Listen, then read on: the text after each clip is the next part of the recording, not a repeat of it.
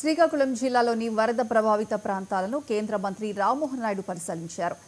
హీరా మండలంలో తుంగతంపరలో గండిపడిన ప్రదేశాన్ని ఆయన సందర్శించారు. అక్కడి సాగు భూములు, రహదారులు, ప్రజల ఇబ్బందులపై వివరాలు అడిగి తెలుసుకున్నారు. పంట నష్టంపై స్పష్టమైన నివేదికలు తయారు చేయాలని, పంటను కాపాడుకోవడానికి వ్యవసాయ అధికారులు క్షేత్రస్థాయిలో చర్యలు చేపట్టాలని ఆదేశించారు.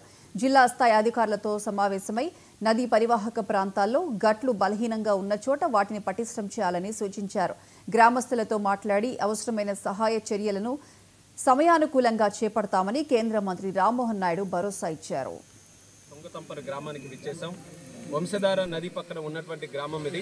గత 2 రోజులుగా ఏదైతే ఉత్తరాంధ్రలో ముఖ్యంగా శ్రీకాకుళం జిల్లాలో పడినటువంటి అకాల వర్షాల వల్ల, అలాగే ఒరిస్సాలో పడినటువంటి వర్షాల వల్ల వంశధారలో వాటర్ ఫ్లో పెరిగి వంశధార నడి ఒడ్డున ఉన్నటువంటి ఎన్నో విలేజెస్కి ఇబ్బందికరమైనటువంటి పరిస్థితులు ఉంటే దాన్ని ముందుగానే ప్లాన్ చేసుకొని జిల్లా యంత్రాంగం, ముఖ్యంగా కలెక్టర్ గారు, అధికారులు, స్థానిక ప్రజాప్రతినిధులు, ఎమ్మెల్యేలు అందరూ కూడా అప్రమత్తమై ప్రజలతో మమేకమై అధికారులతో సంఘటితంగా ఎన్నో కార్యక్రమాలు చేసి ఎక్కడ ఇబ్బంది లేకుండా, ఎక్కడ కూడా ఎవరికి ప్రజలకి ముఖ్యంగా ఎటువంటి ఇబ్బందికరమైనటువంటి పరిస్థితులు లేకుండా అన్ని చర్యలు కూడా తీసుకోవడం జరిగింది.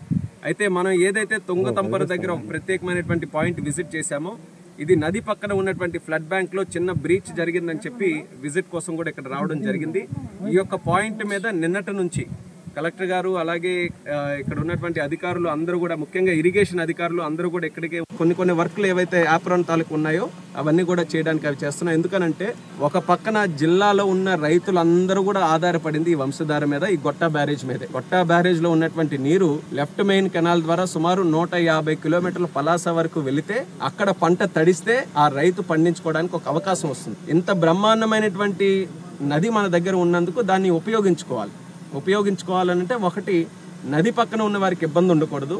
నదిలో ఉండే వాటర్ ఎంత దూరం మనం పంపించగలిగితే అంత దూరం పంపించాలి. ఈ 2 కార్యక్రమాల మీద కూడా ప్రభుత్వం దృష్టి పెట్టి, ఇప్పటి వరకు నిధులు లేకపోవడం, లేకపోతే ప్రభుత్వం పట్టించుకోకపోవడం వల్ల కొన్ని కార్యక్రమాలు జరగలేదు. కానీ మన ప్రభుత్వం వచ్చిన తర్వాత చంద్రబాబు నాయుడు గారు కూడా రైతులని, వ్యవసాయాన్ని, ఇరిగేషన్ వాటర్ని ఇదే ప్రముఖమైన